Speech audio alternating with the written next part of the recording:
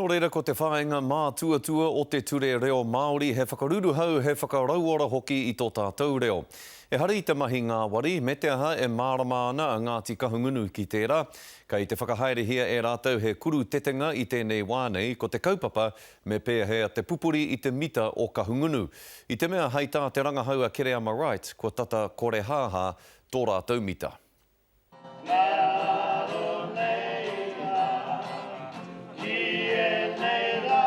He waiata aroha e hāngai ana hoki ki te ora o te reo o Ngāti Kahungunu. I tū ai tēnei hui nei, hei whakaoreore, hei whakakorikori anō i a Ngāti Kahungunu. Kia oho mai a Kahungunu, kia whakai mai a Kahungunu ai kei te mate tōna reo. Ko ia i pōhiri tia ai ngā pukenga reo no ngā whaitua o te motu me tahi mātanga whakamau i reo no i Haraira me Hawaii ki te whakaoho i te iwi. Language loss means loss of cultural autonomy. It means loss of spirituality, loss of intellectual sovereignty. It means loss of the soul, because when you lose your language, it's actually much more severe than when you lose your land. E ai ki ngā tatauranga tōna iwa o rau te iwi Māori he Ngāti Kahungunu, aneke atu i te rua te kau o rau te rāhunga he kōrero Māori, engari e mea na ngā toa horo pū o te reo, kei te ngutu kē o te pari.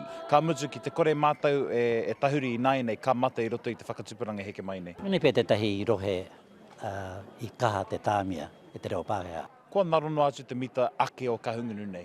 I nai nei ko mātou kei te rangahau, kei hea na tangi o te reo, kei hea wā mātou ake kupu, hei kīnaki i te reo e moheo nei te katoa te motu. Te oi mā te aha i te rautaki a te iwi, e aro nui ana ke reo Māori a Kahungunu whānui, a rāneke atu i te ono te kau mano tāngata, hei te tau rua mano, rua te kau mā whitu.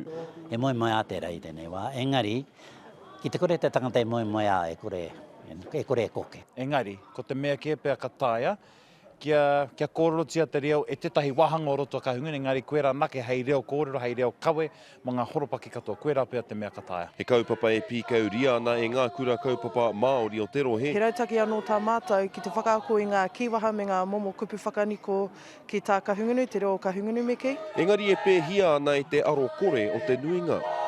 Ētahi o ngā tamariki kāri te whai tautoko ki te kāinga, nā reira he mea ua tērā i te mea kei te ako noi hoki te kura. Me tahuri mai te iwi.